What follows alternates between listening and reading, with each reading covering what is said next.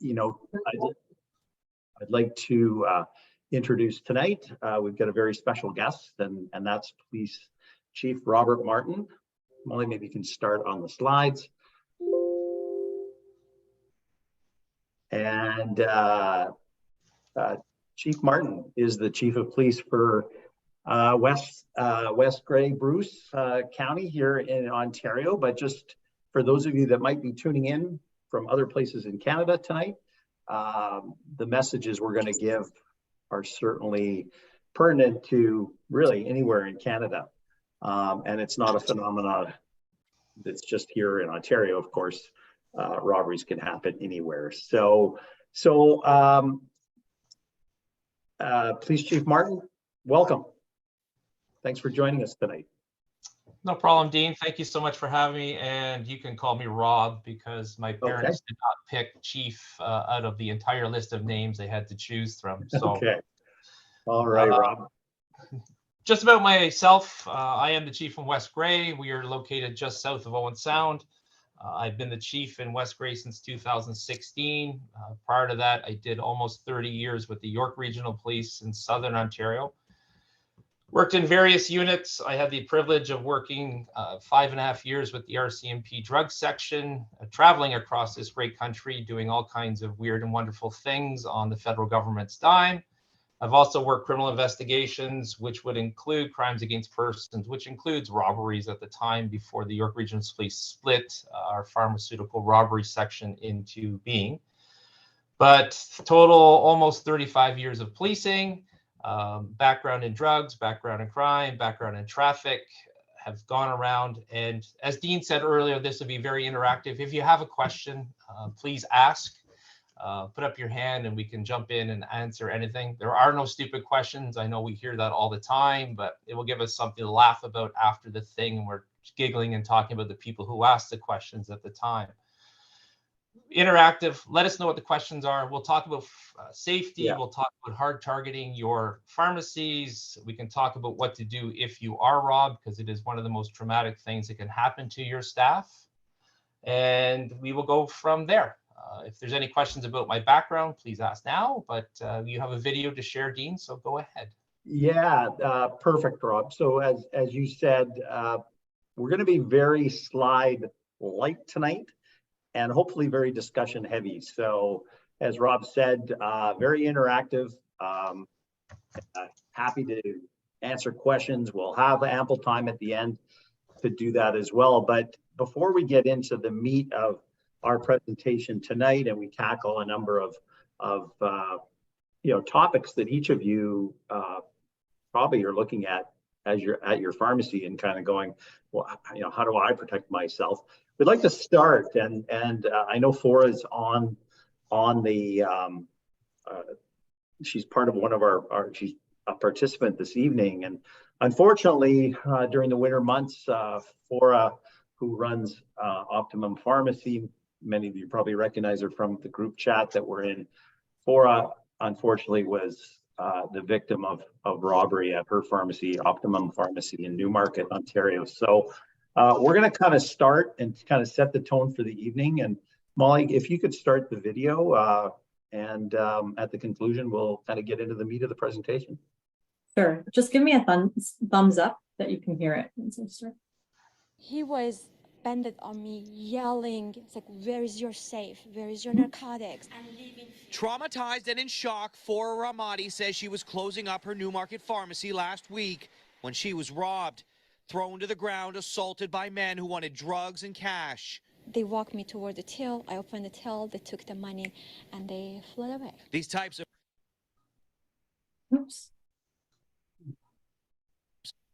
The brazen violent robberies in pharmacies are happening across the province. We've seen 4 times previous levels as per 2021.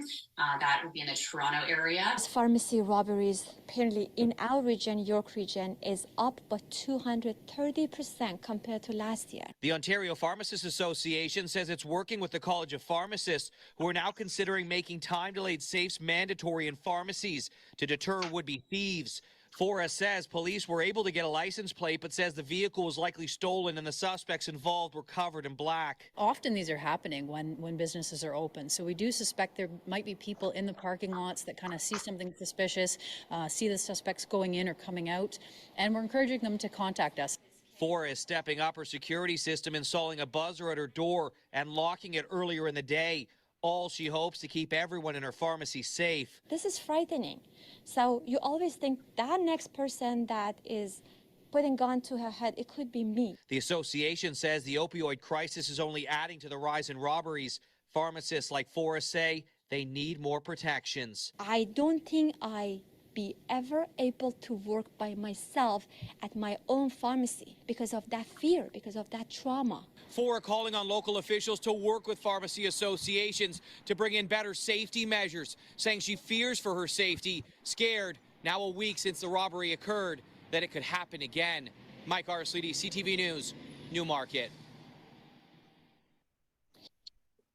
All right, everybody, thanks. And Fora, as we've said before, you've got the whole team behind you here.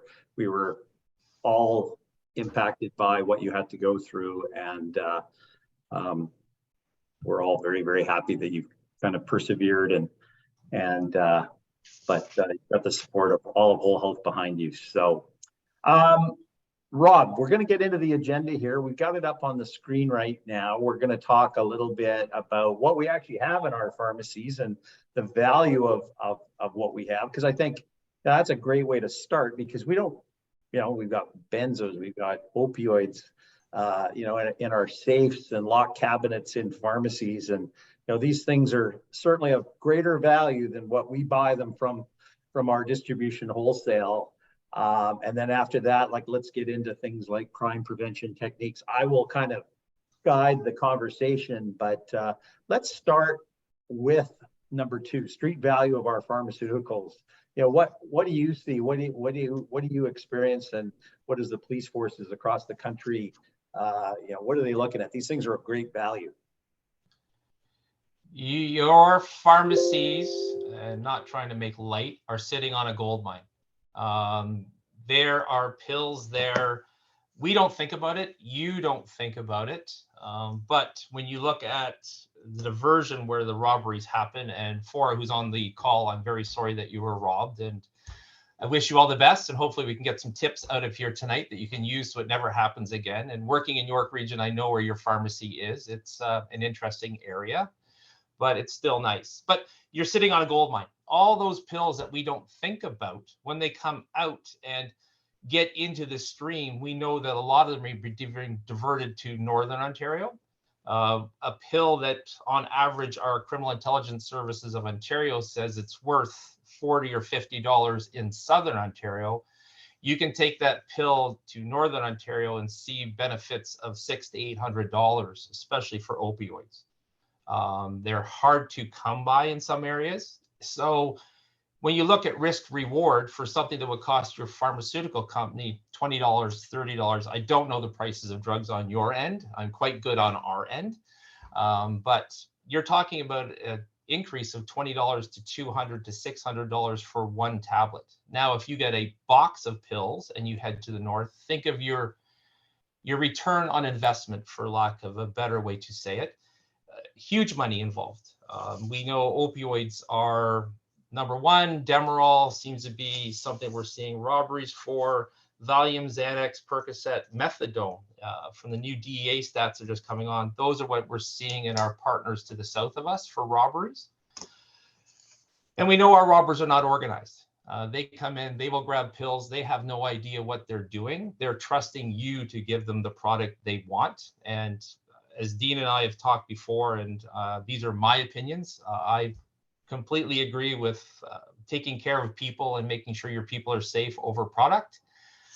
Getting injured for a pill is not something we want to do. But when you've got a kilogram of any of our opioids that can go in the north for $22,000, that's a large amount of money. Organized crime's aware of it. Our disadvantaged and those who are suffering from addictions are aware that they can sell these for a lot of money. And the funny part is, preparing for this, I had a talk with some drug officers, and the funny part is they say the police set the price.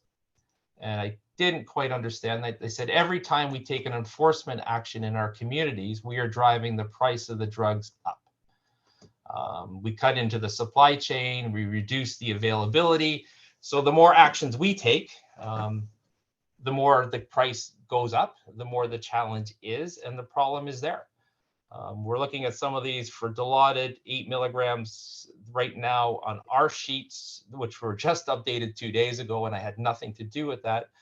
You're looking at a $55 tablet that people want and they will get. We are in the middle of one of the biggest crises this country's ever seen, our opioid illness that is happening. Overdoses are up 132% in the last 2 years. 68% increases in non-Indigenous communities, 158% increase in Indigenous communities across this province. We are facing something that we can't police our way out of. We're not going to be able to arrest our way out of it. We're not going to deal with it. Our approach with our service is we target those who sell drugs and bring them into our community. We have a very aggressive drug enforcement program for those who are trafficking. And we continue to work with the Grey Bruce Public Health Services to try to find treatment programs for those who need the help, who are suffering from those addictions and sicknesses. But just to cover off, you're sitting on a lot of money in your pharmacies. There's a lot of money. Raj is on the call. Fortunately, he started locking his back door, but we won't get into that, Dean, because that's a whole separate conversation. We do have a very good working relationship with the Whole Health Pharmacy in our town, and we are very thankful for having them to assist us with a lot of our drug issues, especially for drug identification. But the money inside Raj's store, when I walk through and look at the shelves of drugs, there is a gold mine there, and it is a worry for us because the returns there, as the supply and demand creep up, as we take more enforcement actions, they become harder to get. And then we get into circumstances like Fiora had with her pharmacy robbery, which is not what we want to get into. So the money's there. If you take these, transport them very simply in a car anywhere you wish to go, particularly the north, you can see huge returns on what you have in your pharmacies. And that is something that our drug users know. They will steal whatever they need. And we've seen organized crime give people who are doing pharmacy robberies lists of what they want, what they need. We see it in our liquor store robberies. We see it in our pharmacy robberies. We see it in our retail robberies, in particular with precious metals now. It's a buyer's market. And unfortunately, what's standing between the people who want the drugs and the drugs themselves are your pharmacists and your staff, which we will talk about crime prevention and hard targeting your businesses a little later on. But the biggest thing you remember is it's a growth industry and the money is there, and the risk, they perceive it as being very low risk, but it is very risky for your staff. And we're dealing with people that are having psychosis crisis. They're in withdrawals. They want their drugs now, and they want them immediately. So if we start playing games with not giving the drugs and not complying, are we putting our staff into more danger, or what's the way to proceed? And I'll ask you this one, Dean. Do all of your stores have policies on robbery response and what to do if they are robbed? I can honestly say we probably do not, Rob. I mean, I think what we're talking about tonight might be a good driver for us as an organization. I mean, I've been in pharmacy now over 35 years, and I've never seen things like we've seen in the last little while. So we've seen all the media, we've seen all the attention that some of the robberies around Toronto and success, and some of the successes as well in apprehending some of these folks. But I tell you, there's a ton of attention on pharmacies right now, and I think it's something we can sharpen our pencils a little bit better on that as well. And that might be a good segue into really what we do need to do and what you've seen and some of that sage advice that you might be able to give us, because we're as a group of independent pharmacies, we have big pharmacies, we have small pharmacies, but we're not Shoppers Drug Mart, we're not Rexall, we're not Walmart, people like that. So these are smaller pharmacies, and I don't know what your opinion is on it, but perhaps that opinion is we're even more of a target than big stores like Walmart. I don't know, but to answer that question, I don't mean to cut you off. I apologize. Yeah, no, that's fine. Yeah, you would be, because the Shoppers Drug Marts have 4 pharmacists working. The store is always full. There's people buying groceries, and I don't think you should be able to buy socks and underwear and everything else in a pharmacy. You have much smaller businesses. In the video, we saw one of your pharmacists was working by themselves. So you're into that targeting thing, and we are looking at just how they do business. We'll talk about crime prevention. We know that most robbers will visit a pharmacy at least 3 times before they actually do the robbery. We talk about premeditation, and you will see some of those with desperation. But the organized groups who are doing this will visit your pharmacy and will scout your pharmacy, what your staff needs are, where your staff are, where your cameras are, how they can get in, and they want an access route. And I apologize for using Fiora's pharmacy itself, but you've got Davis Drive right there. They're on Davis Drive. They run into the subdivisions in behind, and they try to disappear. They want an easy way in. They want to be in as short a period of time as they possibly can, and then they want to be out. So they're visiting your stores. We'll talk about perceptions and staff and greetings and things like that. One of the most effective ways you can deal with people who are scouting your businesses is to greet them at the door. They don't want to be seen. They don't want to be known. If you have staff that say hello, I did it today at a local pharmacy in town here just to watch to see if they do, and they greet people coming in, because we've had that talk with them for those people that come in, because they don't want to be seen. You want to be anonymous, and if you're coming in and out with different clothes, and if they recognize you, that's a crime prevention technique, because they will move on to an easier target, wherever that may be, to try to get the product that they're looking for. Rob, you definitely touched on some very important and not well known things. There's a question in the chat here from Sanjay. It's difficult to comprehend and understand how someone can afford to buy a pill for $80 here, right? Because there's such a big jump, right? But there is such. Yeah. Go ahead, Sanjay. So the question is, yes, I mean, people these robbers are selling these drugs on the street or communities. I wonder, it's in such difficult times of the recession or economic bad time, how can they afford to buy a pill for $50-$80 on an ongoing basis? The way they get their funds are if you're willing to rob a pharmacy to get a pill and sell it for $80, you're talking about groups that are into their addiction crisis, where the point where they don't buy food, they don't take care of themselves, they commit other crimes. We're seeing human trafficking to feed this. We're seeing property crimes where cars are being broken into, shoplifting, especially for the LCBO, which you can resell to your friends for money. It's the desperation part. Do they have the $80? I know that our people who are sick in our community, and I will refer to those who are addicted as sick, and the traffickers I will deal with a completely different name. But they will stop taking care of themselves. They will stop taking care of those people they love, because their entire mission becomes getting more money to get more drugs. And it becomes a cycle of they just want to stay in that stupor, depending on the drug of choice and the cost of choice.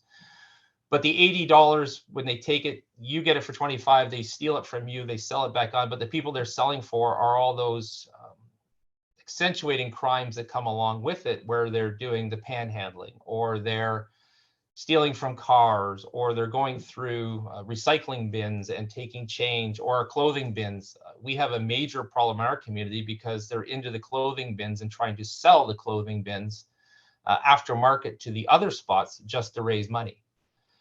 So what we think is normal, saying, how can that possibly happen? They're thinking, I need it to live, because if I get into my withdrawal symptoms, I'm going to want to die. I was just going through our stats when the video was playing, and we've had 1 robbery in our community in the last 2 years at a pharmacy. It was solved. But in and out, what do you want? I want all of your narcotics you can possibly give me now. It was not one of your pharmacies. It was a bigger pharmacy on the edge of town. But it's still a robbery, and it's still them trying to get the drugs they need, but it's all those crimes that they commit that just cause social disorder, for lack of a better term, as they're trying to get their drugs to get the money to raise the $80 to buy their pills. If that answers your question, sir. Yes, thank you. I have one more question, if I'm allowed. No, go ahead. I'm here until the Leafs are done, and then I can make fun of my friends when they lose. So it's perfect. So I also hear that most of these robbers are young kids in their 18s or 20s. And then if at all they're arrested or caught, they're let go easily with a slap on the wrist. Why? I'm not going to get into our new Bill C-75 release conditions. There's enough talk about those going around the communities all across this country right now, with the people have to be granted bail as fast as possible with the least onerous conditions on them. Yeah, that I heard. The legislation we have to live with, and our judges and justice of peace take it very seriously to get them out. We had a situation where we arrested someone, we took him to our courthouse, and the party was back in our town before the policeman had left the courthouse after doing their paperwork. That was just a few months ago. So the release conditions aren't there. That's a political thing. They will pay off and figure it out. But we look at the statistics, and you did hit it right. Most people who rob pharmacies are white males between 18 and 30 years old. Statistically in the US and Canada, those are what we're looking at. There's outliers all over the place with that, but that's the base data the DEA is able to provide for our two nations. So it's a targeted audience. The young men seem to be committing the crime, and I'm not saying it's exclusively young white men. We know that crime is transient and it affects all races and groups and sexes and genders. But that's the group right now. So why are they out so fast? Because we are obligated under the Bail Reform Act to get them out as fast as they can. We hold them in custody, and that's a decision for the courts that is well outside the hands of any law enforcement agency. So having said that, they will continue to do that, knowing the fact that, you know, they will be out in a week or so and there are no harsh punishments. How is this going to stop? That is an excellent question. As I'm not running for government in any way, shape, or form, I can't answer that one. When it will stop? When we realize the seriousness of robberies. Robberies, people are coming into your sanctuary, your business. They're terrifying people. It's a horrible thing to have happen to anyone. I've dealt with victims of robberies. They're scared, they're upset, they don't want to go back to work. You lose perfectly good employees because of this happening. And it won't be able to stop until our system matches up the punishment for what the actual crime is. And we start to come back to a more victim-centric model of justice, rather than putting all the rights of the accused parties ahead of everyone else. Right. Those opinions are mine and not those of the West Grey Police. I will put them out now. But until we have a penalty, or until we get into the point where we're starting to put some money back into rehabilitation and treatment programs, we don't have enough treatment programs. I work in a very small area. We have 10 beds for Grey and Bruce County for treatment programs, and we have one of the highest rates of substance abuse in all of Ontario in our area. Alcohol is the drug of choice, followed very quickly by methamphetamine, and then it just falls down the list. Until we start putting investments back into helping people recover and beat the issues, it's going to be a self-perpetuating cycle. We've seen the decriminalization in British Columbia since January, where charges aren't being laid for drugs, and they think it's going to increase it. But we know that overdoses have increased by 45% since they did that. So is it solving the problem, or are we just band-aiding and trying to hide it? Until we are, everybody, public health, law enforcement, the medical society, start getting together and we start talking together rather than silos, we're going to need a uniform approach to dealing with the opioid crisis, dealing with all of those social services, and we're going to have to find a way to get people into treatment programs in a timely manner. There's no point having a person here be ordered into a community treatment program to finding a bed, because they're going to be waiting for over 100 days to get into a treatment bed. In that 100 days, that's a long time for telling someone to wait. We'll get you some help in half a year. It won't work. Rob, Barris, did you have a question? I thought I saw your hand pop up quickly, but maybe not. Maybe it was answered. No, I didn't have a question. Thanks. Okay. So Rob, let's move into sort of, the pharmacy itself and some sage advice for pharmacists out there. I remember you saying that, people concentrate on funny things when somebody's robbing them. And you had some, I think, some really good advice on sort of how to deal with that, how to, in very extreme circumstances, maybe kind of keep your composure. So what do you think about that? It's easier to say than it is to actually do. If you're faced with a robbery, give them what they want. We talked about time delay safes. You and Molly are well aware of my opinion on time delay safes. I'm not going to get into it right now. But if you're going to have a time lock safe that you can't open, you need to advertise that fact. That needs to be at your front door. That needs to be at your counter to say, we have a safe, our drugs are in it, and we can't get into it. Because the people that are robbing us aren't savvy. They don't know. They'll have no idea that you have a time delay safe and you can't get into it. But the most important thing you can do is make your pharmacy a less attractive target. And when we talk about less attractive targets, I'm talking about clutter. I'm talking about signs, flu shots, signs in the door, your lottos. It clutters up the front. And if you can't see in, we can't see in, and they know that they have the cover of that protection to do whatever they want to do at the back, while people can't even look inside. Should be clean aisles. If Raj is on here, I will not refer to Raj because he'll never have clean aisles in his pharmacy, so that's fine. I know you're his boss and he'll curse me on this, but this is okay.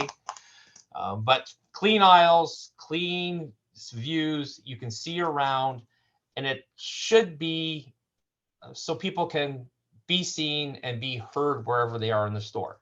For it, I'm not picking on you. I apologize if I do mention, but you said in your video you're working by yourself in the store.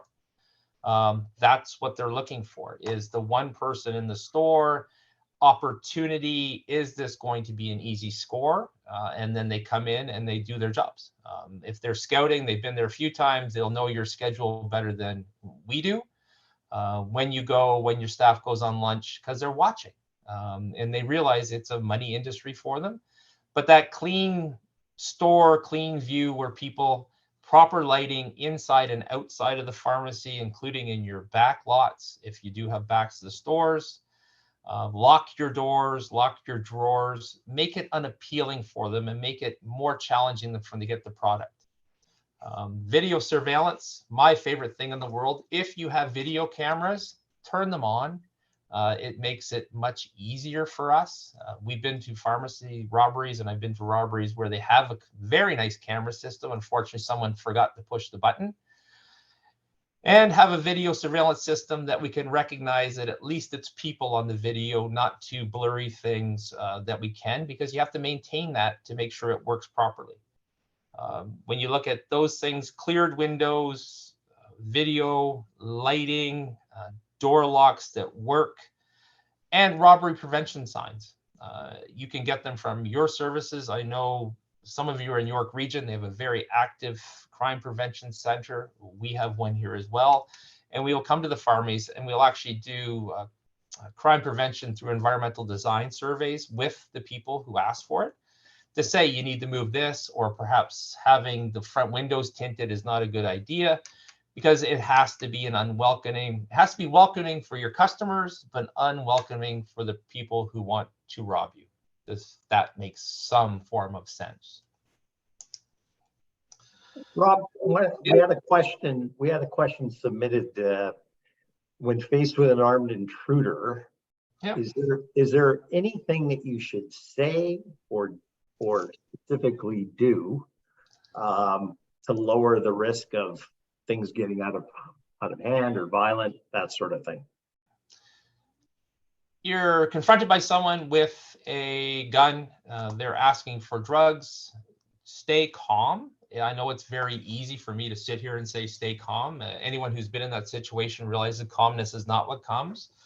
Talk very slowly and very methodical to the person and give them what they want and get them out of your store as fast as you can. Okay. Sounds good to me.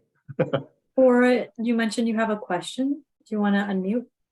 Yes. Hi, Rob. Hello. I'm thinking back about what happened. Mhm. So basically, whatever was in my safe is taken, but my benzodiazepines that was in the shelf, they're intact. My Yep. methadone that was in the door below the safe, that's not taken. Yep. I feel like we have a gift box ready, like they know exactly where it is. They don't need to look around. They Yep. just go, we open it, they take it. Yep. Honestly, I do not understand the point of that narcotic safe anymore. So I don't, if it is spread around alphabetically like the other medications, I don't think they have time to go through every single shelf. One person that night was with me with the safe. The other person was looking around, but he wasn't able to find anything because they're in rush. They can't find anything. What do you think about like the whole idea of this narcotic safe? The time delay safes or Just the safe in general. safe? If you have a box ready for them to go, as awful as that sounds, I have no issues with that because here they now have what they want and you're ending your interaction with them as fast as you can. They're not going to be prepared. If they get behind your counter, they will rummage through everything and end up taking bottles of all kinds of weird and wonderful stuff because they're not pharmacists.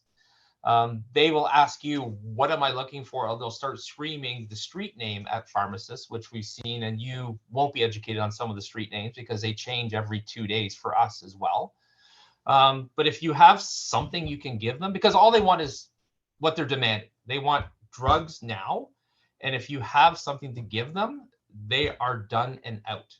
Because my goal is to reduce the time you spend with them, get them out and make sure you and your staff are safe. And then we can let law enforcement do their job and deal with the investigation afterwards. I'm sorry, a question just popped up, which I'll deal with in a minute. I apologize for drifting away. But the box itself, give it to them. If they need it, here you go, and they're out, they're gone. And you are safe, your staff is safe, you've lost product. Yes, it happens.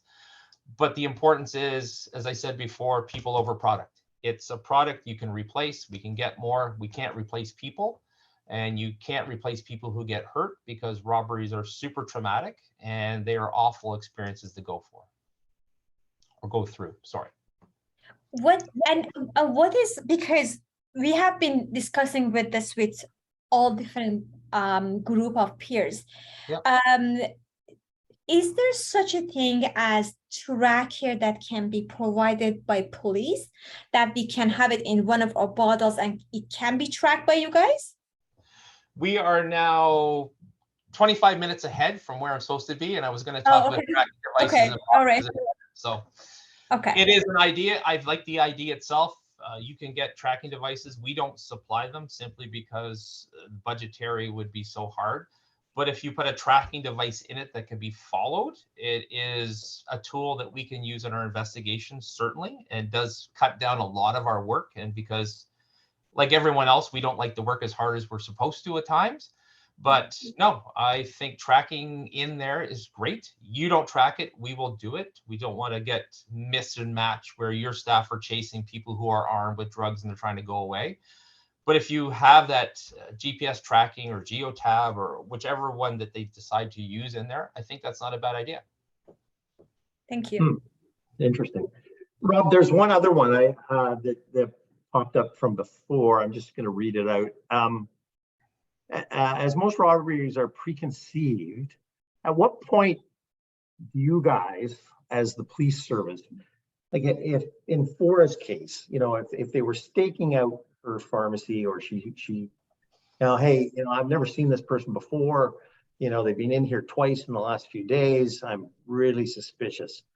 I mean, it's kind of a hard question, but would you want to know that? Yes. Or, yeah. Okay. Interesting. If we can get the information, and really, everybody goes, oh, the police are busy. Yes, we are busy. We're very busy, or every police organization in this country is super busy. But if you're recognizing something that's out of place, it looks wrong, you can call your local police. I know if you call York Regional Police with a suspicious person, they will certainly respond, as will my service. We will come, and if something's wrong and something's out of place, call us. We get paid to come, and if we show up and they don't go through with their robbery, that's another crime prevention tip, because they do not like to go to places where they see marked uniformed police officers, because they're thinking, I will get caught. Call us and we will certainly come and take the report itself, because you never know. We've had investigations where the simplest phone call gets through, which ties it together to this and this and this and this, and it's a process. But call the police. That's what we get paid to do. We get paid to investigate matters. And if they're staking out your business and they see a police car pull in, to them, that is a huge deterrent, because they do not want to be where we are. And I don't know why, because we're such wonderful people to hang out with, but most of our clients just don't want to see us before they do a robbery or a situation like that. All right. There is a question in the chat box about self-defense. There's a couple of interesting ones in there. We do not have stand your ground laws. We do not have, you can shoot someone who's robbing you in this country. You can you can protect yourself against deadly force. You have that right to defend yourself. But in the robbery, it doesn't work out so well if we end up in a situation where the pharmacist being robbed seriously injures or hurts. We've seen charges being laid in those type of matters. And the last thing we want is to have a Wild West shootout in one of your pharmacies as someone is trying to protect their product. I will still say it again, people over product. We can replace product, we can't replace people. And please don't put rat poison in jars of drugs and give them to people robbing your store, because that's just bad as well.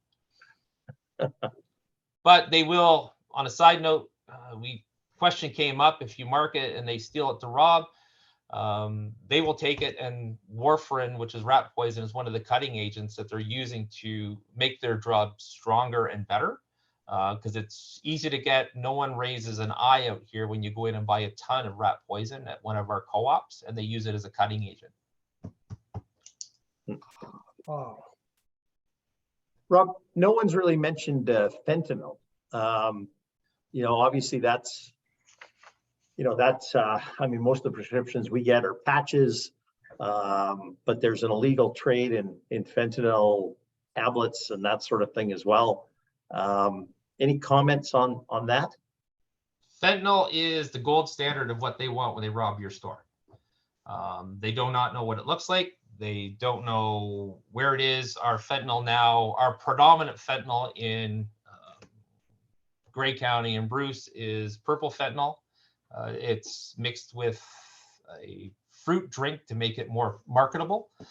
And here are fentanyl cases. We're seeing fentanyl cut with methamphetamine. We've seen it with warfarin. We're now seeing with animal tranquilizers, all of that. But fentanyl is the gold star. That is what they want. It is a product that they can sell very little of and a little at a time and make a ton of money for it, but is what they're going to be looking for. Fentanyl is everywhere. We were hit with fentanyl like every other jurisdiction. We lost a number of our users because of the strength and they don't know what they're getting. We had a significant number of deaths. Our fentanyl has dropped down because our users are afraid of it right now, because we've had, I think, 3 deaths and 14 overdoses in the last 3 weeks. So it's a problem, but it is the gold standard and it is what they're going to be looking for. Got another question. Installing bars on windows is expensive. Is that really a deterrent? In the case like Fora's, that was a daytime robbery while she was open. So maybe some thoughts on, Is that a big advantage? You talked earlier on about not blocking visibility into the pharmacy. So just curious to see your opinion. Bars on windows are expensive. However, having the bars on your windows when your robbers are coming in while you're open and the door's unlocked, they're not doing anything. Bars and the screens that get dropped down are for after hours when everyone's out of the store.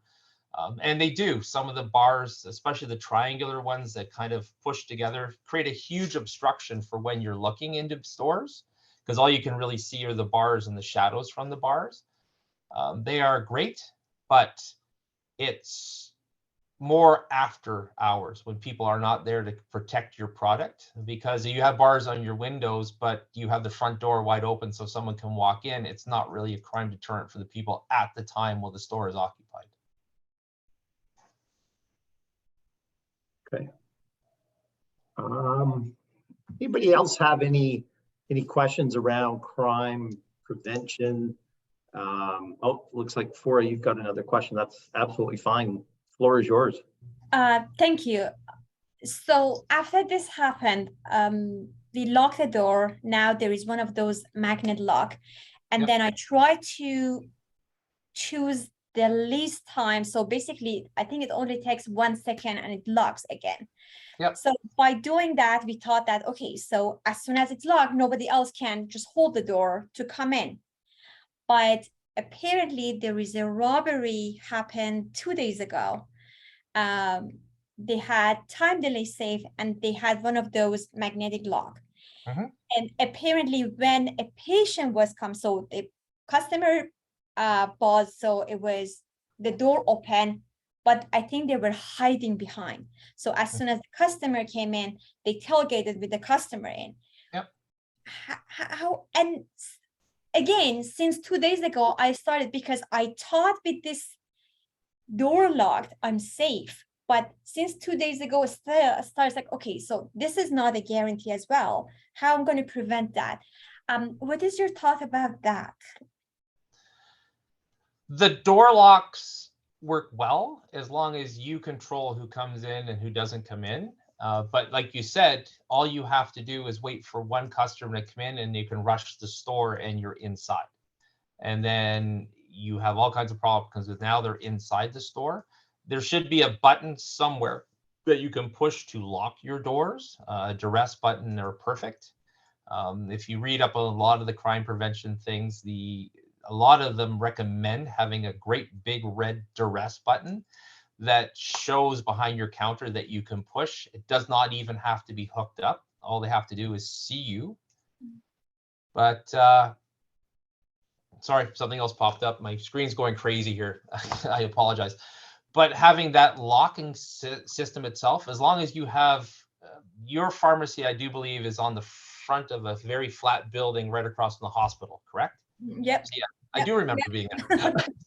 Yeah. But that, if you've got those pillars and you've got corners and things like that where they can wait and hide for you to come in, they will find a way in. I don't think locking yourself into a store with the robbers is what you want. You want them in and out as fast as you can possibly do it. The best way, if you're going to do that, and it is costly, is to have a vestibule in the front where they have to come in through the door. You can see them, and then you can access them when they come in. It's very popular with some high-end jewelry stores and some other businesses around that have some security issues, but it's expensive. You have to find the balance between what works for you, what works for your store, and what works for your customers without breaking the bank, if that makes sense. You want something that's going to be secure, and those door locks work, but you need something to slow down the people that are coming in, which is a vestibule system where you can trap them in between the doors, rather than having them gain access to your store right off the bat. Well, our door is locked right away, but what I mean is if I'm opening the door, even if there's a vestibule, I can still see the patient, which is kind of, it is right now. So the patient is coming in, it might just take, I don't know, 3 seconds for the patient to open the door, come in, and that's just good enough for them. It's good enough for them to get in. Hold the door and come in with the patient. Yeah. So I don't think this is actually preventing them from coming. Maybe a little barrier, but it's not going to prevent them 100%. You're right. It won't prevent them 100%, but the whole goal, and it's an awful thing to say, it is making your Minimum. pharmacy the worst one for them to choose to rob and moving on to someone else. As that's an awful way to look at it. But what you're doing is you're hard targeting your own business and deterring them from robbing you, and they will move on to somewhere else because all they want is an easy mark to get in and get out. They don't want, most of the people that commit these want in, want out. They want nothing to do with it because they just want their drugs to go. But it is not perfect. You're right, because as soon as that door buzzes, your customer opens it and they're in right behind it. And then you're into a takeover type robbery. Now they're locked in with you, which is not what we want from a law enforcement perspective. And also one more question. Our pharmacy, we have an addiction clinic that is advertised. So Yep. on the window, we have addiction clinic, blah, blah, blah, the phone number. Do you think that actually can be a trigger for people that my pharmacy is a good option? Like we do carry the stuff that they like? I disagree with that. Yes, you've advertised it's an addictions clinic, but what you have in your store, most pharmacies will have, whether or not they have that sign or not. We have a lot of addiction clinics popping up and we have people that can get it. You look at our pharmacy a few years ago, we had some methadone being dispensed. That's an addictions clinic. We know that they want methadone, and some of them will actually go out and actively rob for methadone. But I don't think that is one of the big keys that they're looking for, is a sign that says addiction clinic at the front. Kadian. Right now, Kadian is very popular for addiction. Yep. Thank you. Hopefully I answered your questions. Rob, there's There's, a good go one ahead, in the chat. Changing gears a little bit. Zane writes, not sure if this is the talk is the right place. It is the right place. Getting your opinion on how police deal with forged prescriptions. We had another one actually about with electronic prescriptions now being a lot more prevalent than handwritten. You know, how do the police deal with that? Is the problem as big as it was, say, even 20 years ago, where you'd have a lot more, you know, a lot of forged prescriptions, forged signatures and that sort of thing? Just wanted to get your thoughts on that. We, as services, and I'm speaking from my experience in our service and York, we had a lot of forged prescriptions years ago. Now with electronics, and I will do this and send it right to the pharmacy and you can pick it up, that is dwindling, but we still see them. We do not have a watch list that we can share with the pharmacies, but we certainly have a watch list that goes back and forth internally through all of the 47 police services in Ontario, through criminal intelligence services, to track and monitor and try to get trends to get the people that are forging prescriptions. But right now, we do not have a watch list that can be shared in the area. Okay. Yeah. Follow up, is it more challenging now because narcotics can be accepted as a verbal script? Well, of course, that's interesting because that sort of came up during the pandemic, you know, as pharmacists dealt with, you know, the challenges of COVID-19. So, and that remains today. So yeah, it's true. And I think the best thing they ever did was give our pharmacists more powers to do certain things. I don't think I've seen my doctor forever, and now my doctor has a whole health pharmacy instead because he takes care of all of my issues perfectly. But you're right, it's a verbal script. It's hard, very hard. How do we track them? It's verbal, it goes on, and we have people taking advantage of that. But the scripts, forged scripts are dropping. They're never going to go away. We've known people that will try to make their own script pads. They will steal script pads. Our hospital in town, we have an 11-bed hospital. So those of you from the GTA, yes, they actually still make 11-bed hospitals. But it's a foot patrol area because the scripts are accessible in there in the medical clinic. The drugs are accessible in there, and they have 2 nurses working at night. It's challenge, but it's going to be a problem forever until they stop seeing pharmacies as a supply store for them and we get it in check. These are going to happen. They're on the rise. Addictions and substance abuse after COVID. I could tell you stories about some of the challenges we're facing right now because we're not getting back to normal. We're not sure what our new normal is going to be. And we're seeing addiction challenges through the roof. We have an opioid working group in Grey and Bruce. We have an alcohol working group in Grey and Bruce. We have a fentanyl working group in Grey and Bruce. And we've been meeting for years, and I don't think we're making any headway at all, because every time we start to make headway, the people we're dealing with and those people that need these substances and steal these substances change their tactics. It's a game between the police and us back and forth as they change tactics and we change tactics.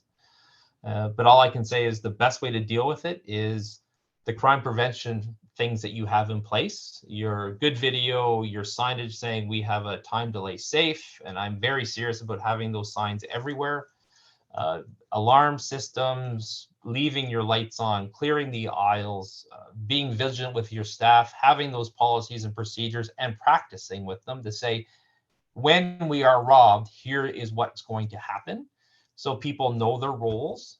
That way you're not getting into, I don't know what to do, because we know as the frustration goes up for your staff, the frustration goes up for the people that are committing the crime as well. And that can be a challenge for us and a challenge for you, because we don't want anyone to get hurt. Rob, there's one here. It's an interesting question. Surgeon poses, because it's sort of connected to another question that I got personally here. Does a busy plaza with small parking lot, hard to maneuver, make the robbery less likely? I also got a question. We sort of talked about it at the start about, the difference between Shoppers Drug Mart, Rexall, large format stores versus smaller independents. But just maybe a kind of coming into the home stretch here. But does that act as a deterrent as well? As the plaza's busy, there's cars, that sort of thing. When you talk about CPTED, if you're talking about a busy parking lot with lots of traffic where people are going to see you happening, that's a good thing. If you're talking about a parking lot that's in the middle of nowhere that no one uses and your shop is kind of tucked away at the corner, that's a problem, because these are crimes of opportunity. And you want the easiest, fastest way in, you want the easiest, fastest way out. Given the fact that someone would rob a pharmacy on Davis Drive at any time when traffic there moves about 2 inches an hour, it's problematic. They want to be in, they want to be out, and it's CPTED. It's where you put your flower pots. It's where you put your trees in the parking lot. We do very active with new developments to say, okay, we want sight lines, we want visibility, but we don't want the big cedar tree in front of the glass door. We don't want the big pots in front of the door so we can't see in. It's a total approach to your pharmacy design that enhances your security. And we can't carry guns, because I just saw the question here. In the US, armed security is the way to go. Overnight pharmacists carry concealed weapons during shift. I'm hoping that doesn't happen anywhere I police right now. We do have some very strict laws here, unlike our brethren to the south. That I was in Arkansas, and they had 3 armed guards in a pharmacy, 1 carrying a shotgun and 2 that were armed at the back. But that's the norm where the area is. And we are not there yet for armed security. There's very tight parameters for armed security in the country. If they change that, we shall see how it goes. But right now, with our shift in our gun laws, I don't think we're going to see any changes in that at all. Okay. Robert, coming to the end, and see where the questions pop up. So listing a website to track to see what's popular in the city and what not to stock in the pharmacy. There's a good question just above that. So if say a pharmacy doesn't carry any narcotics or controlled substances, there's nothing in there for anyone to come in and take, but they come in anyway. What would you suggest they do in that situation? that situation, if you're not carrying narcotics or controlled substances in your pharmacies, advertise that. Sign it, put it up. We have none of what you want here. Go somewhere else. And I'm not being flippant, but that's what the sign will basically be telling them. Advertise it, but make sure the sign is posted at the front before they get into your store and posted back at your pharmacy. So it's a reiteration and reinforcement for those people that know that the products they're looking for are not available in your pharmacy. Rob, I had a question myself. This is from me. You and I talked recently about crystal meth, and because the precursors were, there was a big initiative in pharmacy probably 10, 15 years ago, I guess, around, yeah, and tin foil and matches and all that were sort of trigger products to watch for. Is that still sort of a concern? Is crystal meth still as big as it ever was? What do you think? In our area where we work, it's bigger than it's ever been. There are new methods now, the cold method. Uncle Fester is a great book. You can't buy them in Canada anymore. I have the entire series. No, I don't make meth. I was just into drugs and reading it when I was working in that section. But it will give you what to buy if you can't find these ingredients, what to substitute it for. And we talked. York Region was very big into the meth watch. Myself and a public health nurse took half a day to get all the ingredients we needed to make a batch of meth. We're going into stores with the Meth Watch sign right on the door and buying boxes of Sudafed and various other things as we left with no questions at all. Great program if it's up and running and if it's working. Because some of the people we talked with, they're new staff in some of these pharmacies, and they said, we have no idea what Meth Watch is. That sticker's been there forever and no one's ever told us about it.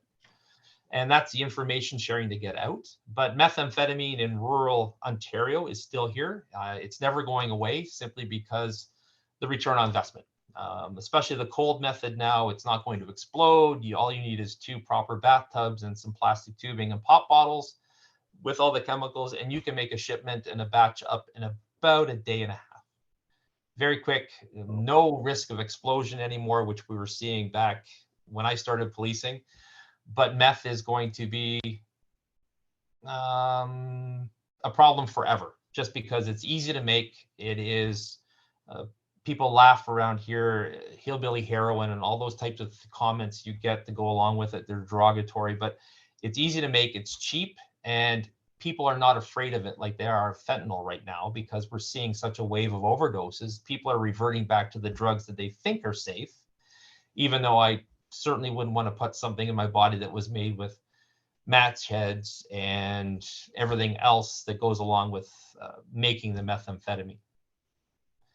And for Fora, it's a very good idea to start advertising before it's installed. Advertise, advertise, advertise, send the message. We have a delayed safe, and when you come in, you're not going to get what you want. And I fully agree with, you should advertise it. The minute you start thinking about it, start advertising it. Stuff. All right, everybody. Last chance for questions. Oh, Raj says, didn't have sound for most of the presentation. Just want to make a comment that everyone should be doing scenarios so that you have a plan when the real thing happens. Thanks for that, Raj. That's a great suggestion, I think.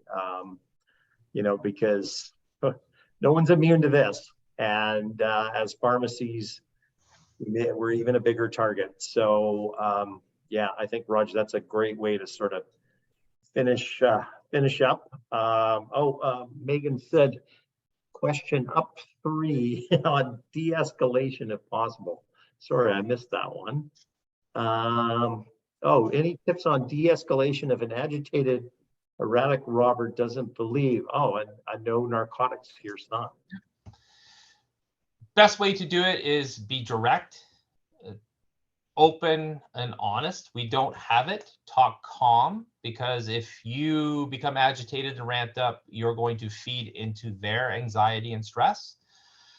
Flat tone, very matter of fact. We don't have any here. That's what the sign says. We haven't had any here for years. If you've had to read the sign at the front and the sign at the back, you'd know this. Those type of things. Calm demeanor. It's hard to say because you're being robbed and you could be assaulted and things like that. Calm demeanor, very direct. Never lie to them, because if they find out, that will just agitate further. But calm, direct, very matter of fact. We don't have what you're looking for here. You can apologize for not having it here. They won't care.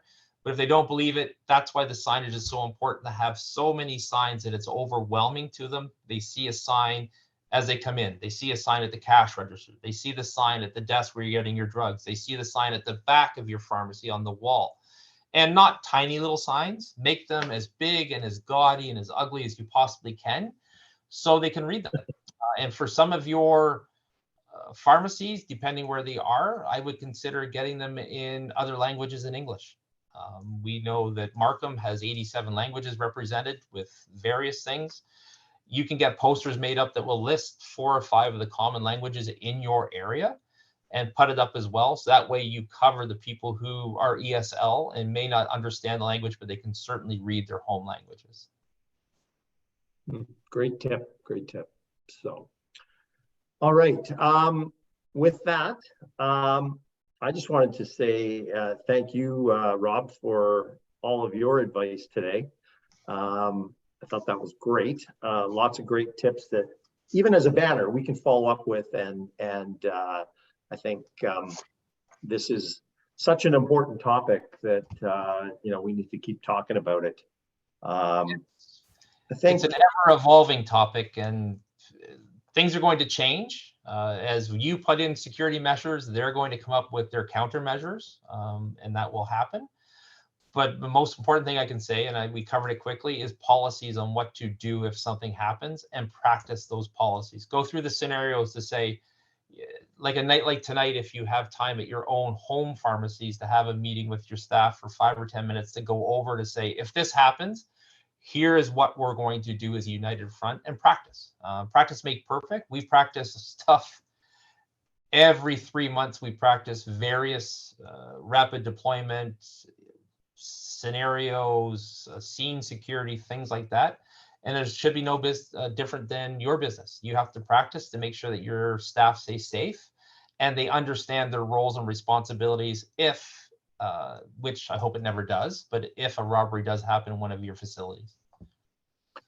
Yeah, you know, and if everybody wants to give a little thumbs up, Molly and I are always looking for really interesting projects for our pharmacy students. We host pharmacy students all the time. So I think the development of a robbery prevention plan, what to do if there's a robbery, is a great project for our pharmacy students. So if everybody agrees, I think as a move forward position, we can put that in place and get something out so we have consistency right across the banner. I think for your experience, you know, unfortunately was so negative and whatnot, and it impacted you, but if we can get some good out of it, I think, you know, for everybody in the banner, that would be a great thing to do. Absolutely. Anything, Dean, because honestly, I hope no one of other colleagues go through this, because I had to come to work and continue working the very next day. I didn't even have time to recover, but I see how this experience changed my behavior. Like, I cannot even be at my own house alone. These are big changes in our life. And I feel like we as pharmacists, as pharmacy owner, we haven't done anything wrong. We're just running a business. And we have gone through a lot of expenses to make our pharmacies safer. How much we see support from our organization, honestly, I don't see that. Like the tracker that I brought up, can OPA, OCP, police, like, I don't think like right now buying tracker is not even that expensive. We are spending all the money to install log, install locker, install time delay safe, but maybe a little bit of support from other organization, we get to the point like, okay, this is important to everybody. But I feel like this is right now only pharmacy owners, pharmacy staffs are suffering from this. This is every time that we hear one more pharmacy got robbed, like my anxiety level again goes up. It's hard to talk about it. It's hopefully, as I said, no one go through this, but it feels like normal for other people, but it doesn't feel normal to me anymore. Yeah, great final words for, you know, as a last reminder, I know often we complain that we spend a lot of money on our you know, registration every year. Every provincial regulatory body across this country, as far as I know, has what's called an EAP, or an employee assistance program. I mean, and what that means is counseling. And I know myself, I mean, early in my career, many years ago, I was robbed myself at gunpoint. It shook me up for a very long time. I tapped into that service, and I didn't think I needed it, but you know, it wasn't the next day, but it was a few days down the road. You know, I needed it, and I reached out and accessed it, and it was one of the best things I ever did. So those programs exist everywhere. As part of what we'll do, we'll also, for those of you that aren't in Ontario, but you're in other provinces, we'll kind of tap into that and kind of get the resources that are required right across the country and get that out to everybody, because I think it's so important. And I think what we talked about tonight is critical, because it, you know, if it helps a little bit for us, and one person on this call tonight, or one person with the banner doesn't have to go through what you went through, then it's well worth it. So absolutely, I agree. Yeah. So Rob, once again, on behalf of Whole Health, thank you so much. Really appreciate your comments. We're recording this, everybody. So as Raj said, it's important that everybody's on your staff knows all about this. We'll make the recording available and get it out to everybody. More to come on the topic. And with that, I think we'll sign off for the evening. Dean? Yes. If any questions come up later, you and Molly both have my email address. You can send it off and I will do my best to answer it. And if not, I'll certainly find a subject matter expert to answer for you. But on that side note, what you just talked about, your EAP, robberies are traumatic. And anyone who has been exposed to a robbery should be talking to someone either through a victim services branch of their local police, or through your company if you have those types of programs, because these are horrible events for anyone to go through. You're in the sanctuary of your own business, and it will spin off and affect other things. And like you said, it may not be today and it may not be tomorrow, but something will happen. Great stuff. Good way to end off, Rob. I don't think this will be the last time you hear from us at Whole Health. Everybody go watch the Leafs game and relax. And thanks again for joining us tonight. Good crowd, great questions, and lots for us to think about and do as follow-up. So appreciate it. Good night, everybody. Thank you. Good night. Thanks so much, everyone. Have a good night.